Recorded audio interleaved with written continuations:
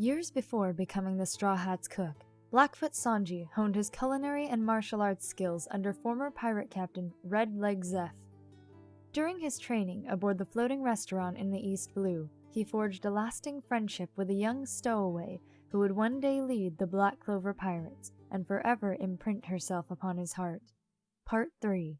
Baratie. As dawn broke over the horizon, Sanji turned off the water in his cabin sink and toweled off his face. He could slice vegetables masterfully upon a cutting board in the kitchens, so it had always annoyed him that he had never really been able to figure out how to shave without cutting himself. Today was only the second time since he had begun shaving that he had succeeded without nicking himself, and he was feeling proud. As he finished buttoning up his shirt and turned to grab his suit jacket, he heard the sheets on his bed shift. "Hey there, handsome." A soft voice tickled his ears. A massive grin broke across his face as he caught sight of her in the mirror and spun around. "What took you? You've been gone for months." Marion casually crossed one leg over the other and leaned forward, one delicate curl of green hair caressing her dimple as she beamed at him. She was wearing a long black trench coat over a strapless red dress and knee-high boots. The dress was doing an excellent job of showcasing her blossoming female curves.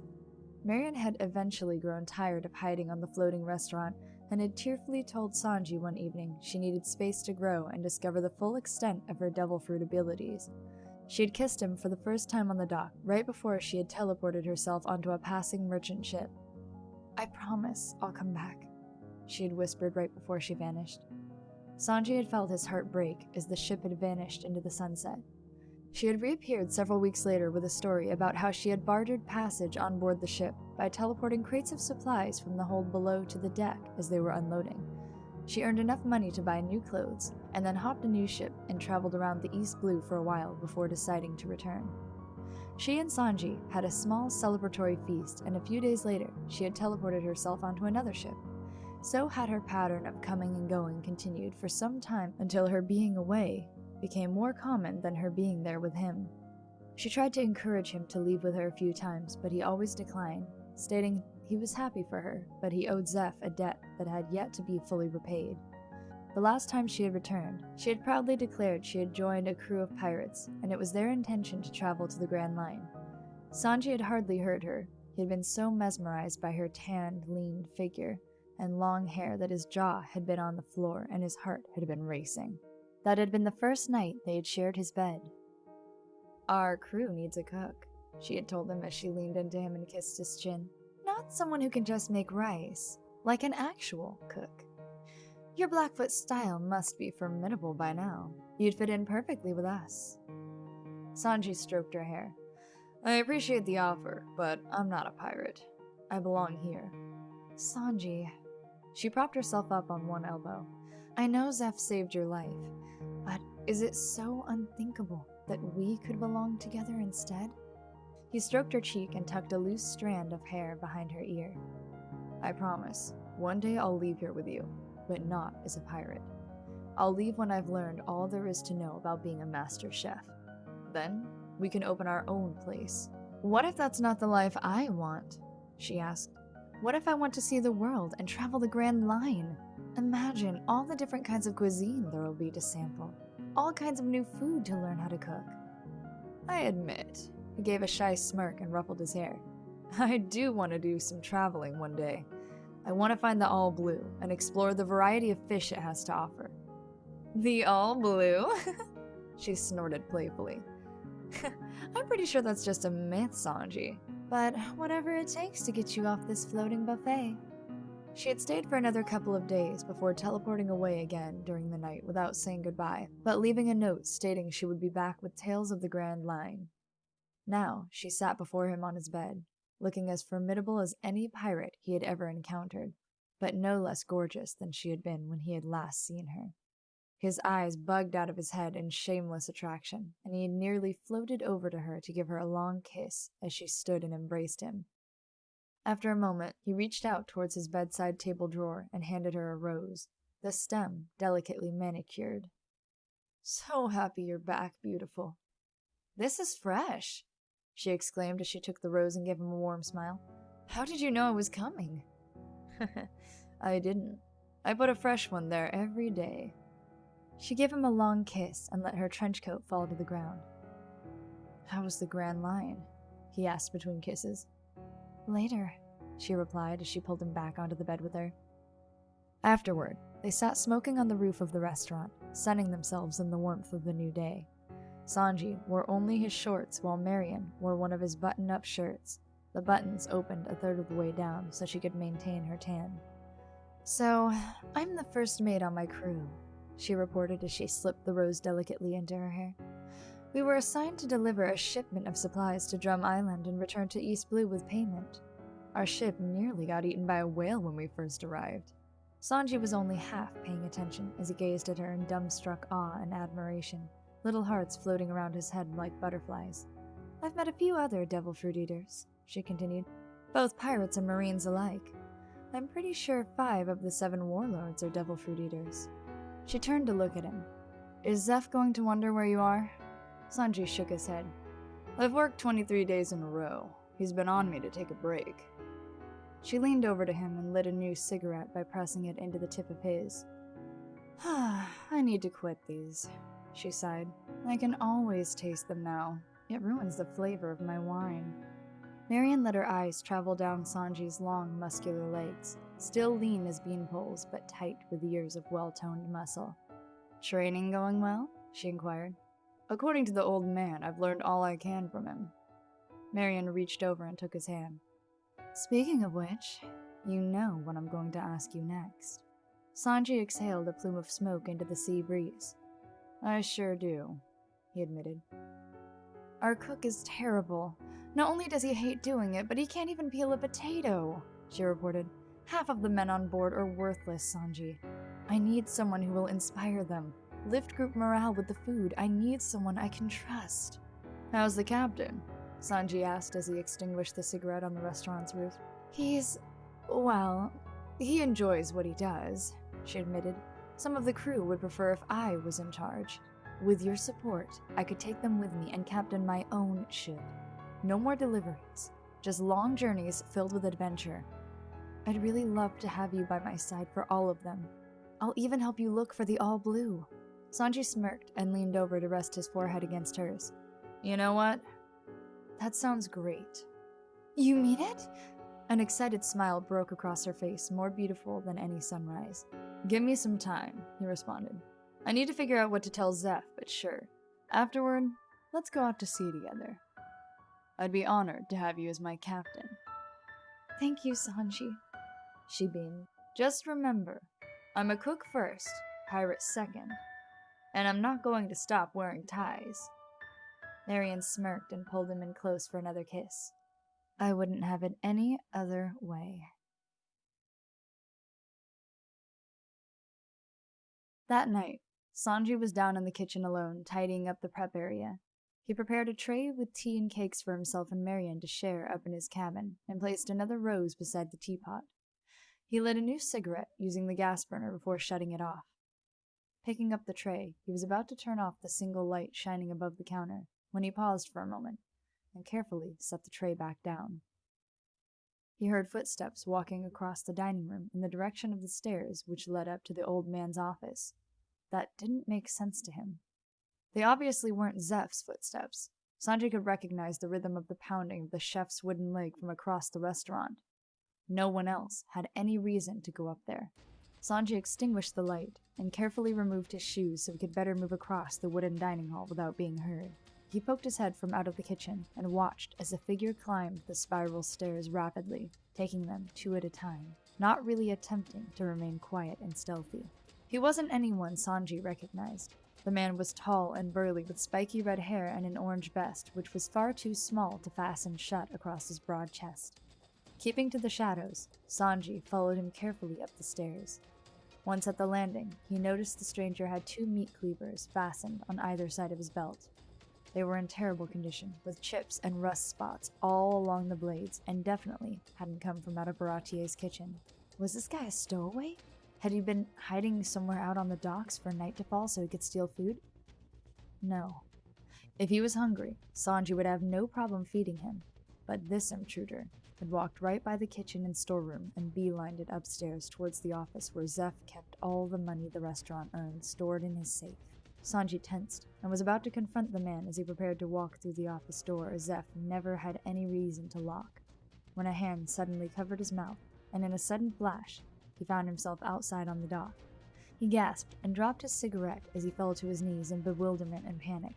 "What the?" he gasped. "It's okay." Marion soothed him with a whisper as she knelt beside him. Did you just teleport with me?" Sanji stared at her in amazement as he suddenly found his bearings. "Yes." She tried pressing her finger to his lips, but he was already climbing back onto his feet. "You can do that?" he hissed in amazement.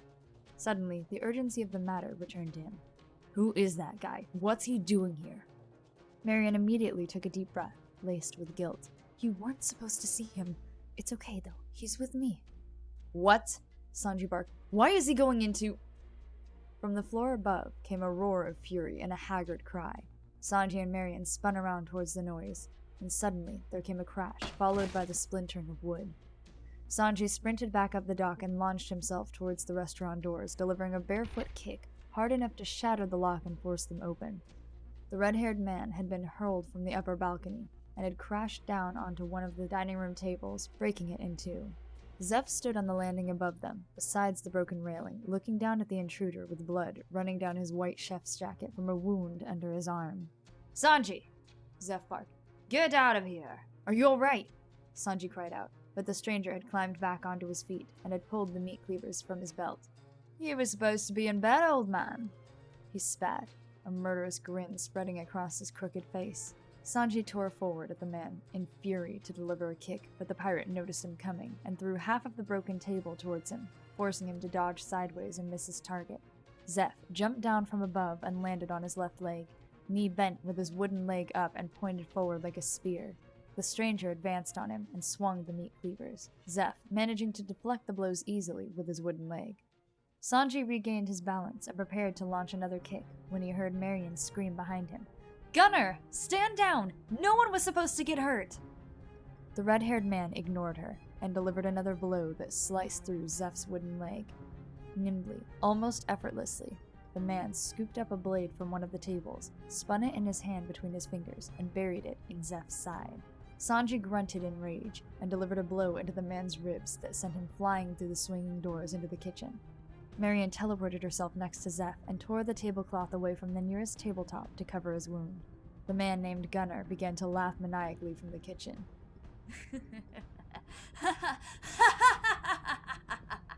"What have you done?" Sanji screamed at Marion as they heard the man getting back on his feet and stomping back out towards them. Marion looked back up at him with crestfallen eyes.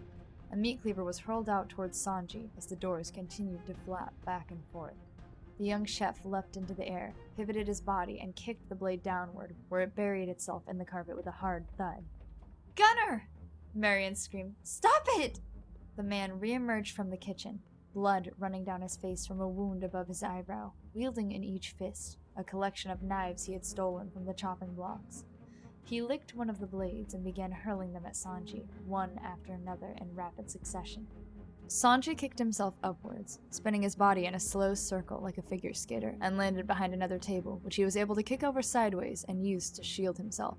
Blade after blade caught themselves in the thick wood as the man continued to hurl his deadly projectiles.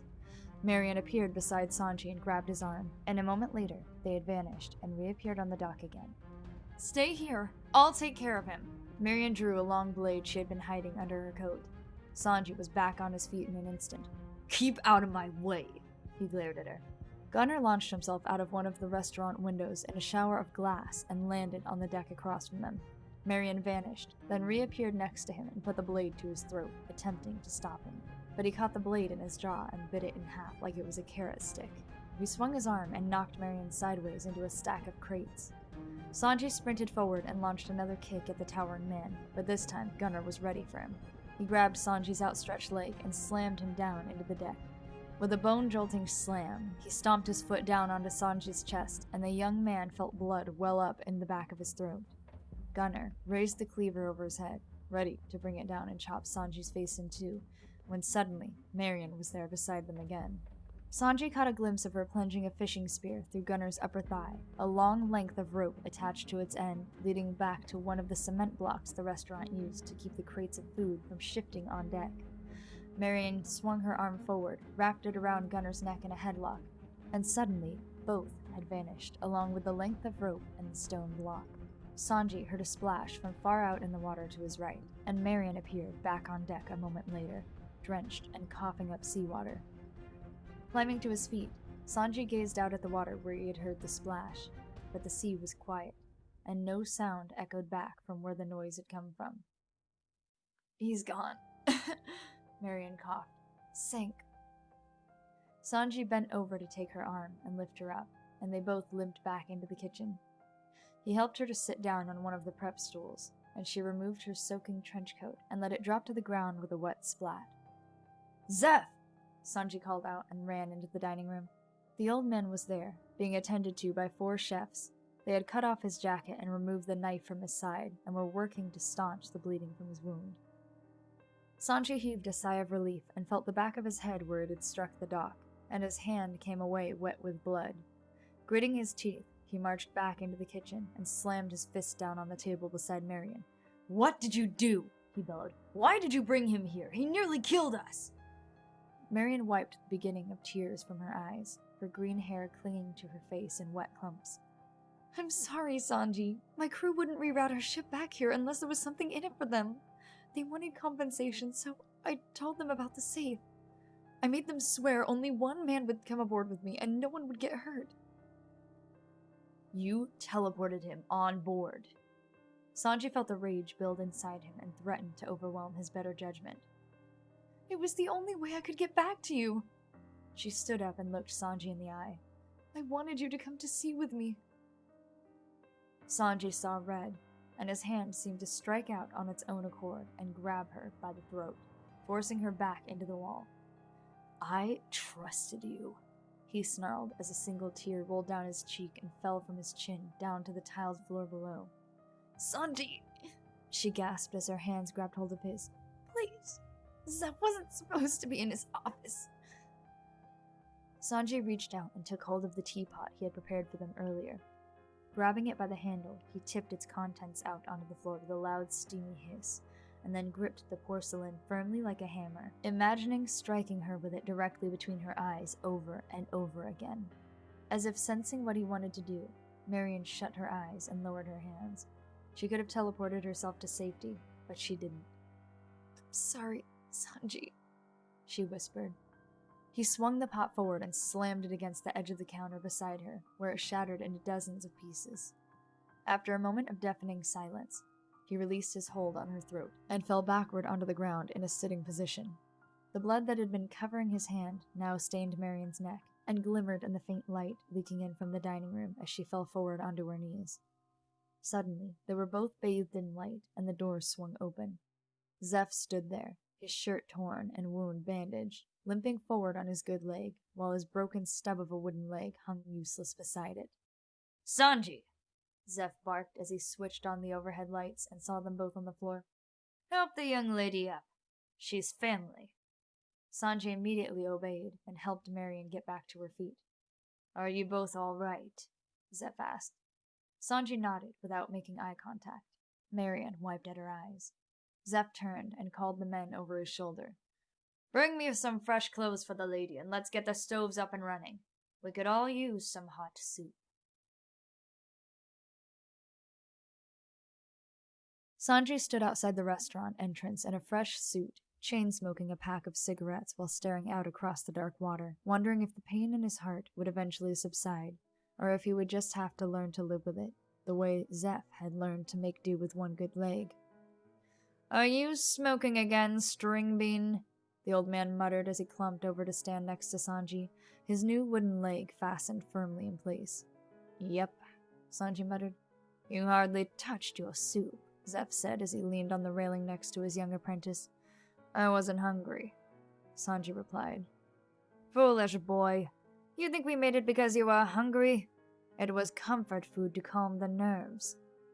"I don't deserve it," Sanji muttered, unable to look the old man in the eye. "I'm sorry, Zeph. It's all my fault you got stabbed." I kept her a secret all these years." "She was never a secret," Zeph huffed. Sanji turned to him in surprise. "Why, are you really that thick? I can account for every scrap of food on this barge. Do you think I would overlook you feeding her all the time? Didn't you hear me call her family? She has always been one of us." "No, she isn't." Sanji gritted his teeth.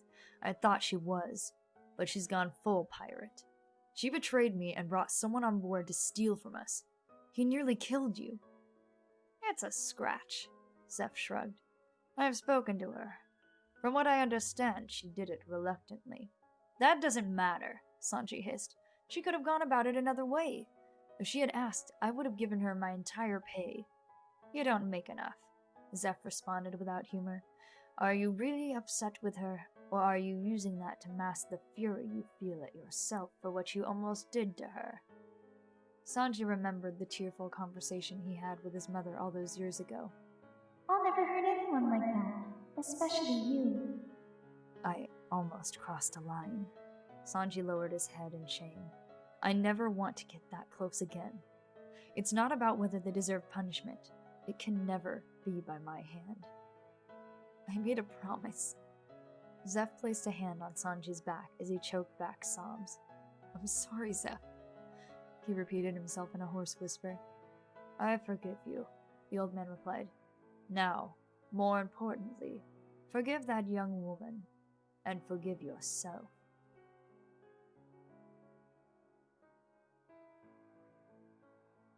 As the sun rose, Marion stood on the loading dock, trenchcoat dried and back around her shoulders with a sack of gold in her hand. Sanji walked out of the back door and stood next to her. They stood in silence for a moment as the wind caught their hair. Sanji offered her a smoke. "Thanks, but I'm quitting," she said softly. He lit up his own. "More for me." After another awkward silence, Marion spoke up. "Zeph gave me half the gold in his safe. I tried to refuse, but he wouldn't let me argue. He said he still had enough to repair the damage and pay his staff, and he didn't want me going back to my crew empty-handed." "Gold doesn't mean that much to him," Sanji shrugged. "People's well-being does. Speaking of which, how's your neck?" He half turned to look at her. "I've heard it worse washing my hair," she replied simply. There's something I never told you about my parents." Sanji lowered the cigarette away from his lips. "My father was a drunk. A big, mean drunk. My mother was this petite, shy, beautiful young woman. When he got drunk, he would strike out at everyone and everything. Most of the time, that was me and my mother. And she took every blow meant for me, including every one of her own. Most of my childhood was just sitting on her lap and crying, trying to clean the blood off her face. But she never stopped smiling and trying to comfort me." Sanji paused for a moment and let the lump in his throat fade away. "Sometimes she would be so sore she couldn't cook for us, so I learned to help her, and eventually I was doing it on my own. That's where I got my start. I couldn't understand why he would do that to her if he loved her. So I made a promise to her and myself that no matter the circumstances, I would never grow up to be like him. He hurt her so many times. I figured it was my responsibility to make up for what he did." What happened to them?" Marion asked. Sanji shrugged. He hurt her again one night. She went to bed and never woke up. Marion turned to look at him, her face distraught and horrified. "Sanji," she muttered. "I had no idea." "I ran away," he continued. "I hopped a ship, wound up with Zeph. You know the rest." Marion rested her hand on his shoulder. "I'm so sorry." He tossed his unfinished cigarette into the ocean. "No, I'm sorry," he replied. "I'm sorry I grabbed you. I'm sorry I threatened you. And I'm sorry I can't ever be with you again."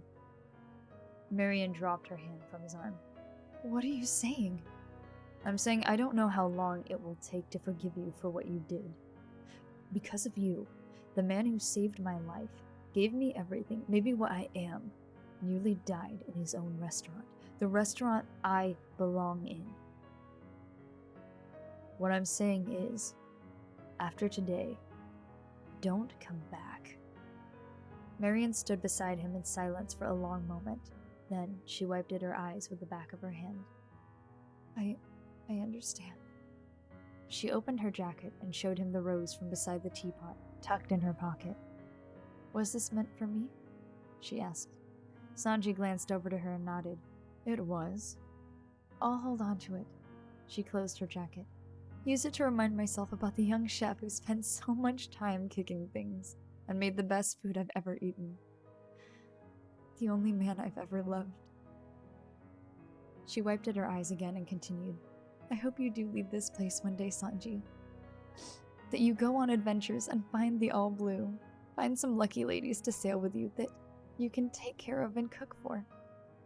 The Grand Line needs more men like you. Upon the horizon, her ship appeared, lazily swaying with the breeze. That's my ride, she sniffed. Give him hell, Sanji acknowledged. I will. She leaned over, grabbed his tie, and pulled him in for a quick kiss. Goodbye, Blackfoot Sanji, she whispered, and she was gone. I love you too, Sanji replied to the empty air. He watched the ship for the next quarter of an hour, till it disappeared back beyond the horizon line. He couldn't fight back the tears. He was still only human. Zeph and Sanji stood by the entrance to the restaurant several weeks later as a luxury liner began emptying its passengers onto their dock for a special luncheon. You know the menu by heart? Zeph asked him bluntly. Backwards and forwards. Sanji smirked as he exhaled a plume of defiant smoke. Relax, old man. We'll be fine. What about the dessert menu? Do you... But Sanji had stopped paying attention. A very pretty young woman, wearing a pink bandana tied amongst her raven dark hair and a golden-colored sundress, had stepped down from the gangplank onto the dock, and Sanji nearly glided over to her, a rose between his teeth and his eyes bugging out in wonder and glee. He immediately went down on one knee before the young woman and introduced himself. Zeph rolled his eyes. He had worried that after Marion, Sanji would never be the same, that the incident between them had cut a wound so deep into his soul that he would never recover and flourish into the man he sought to become. But he had underestimated the boy. His will outweighed his grief, and his heart was large enough to cherish the well-being of numerous women, possibly all of them, even those who found him more aggravating than charming. One day, the young man would grow up enough to learn he was better than Baratie, but not yet. He watched as Sanji poured his heart out to the young woman, who hid her bewildered smile behind her hand. He still had a lot of growing up to do.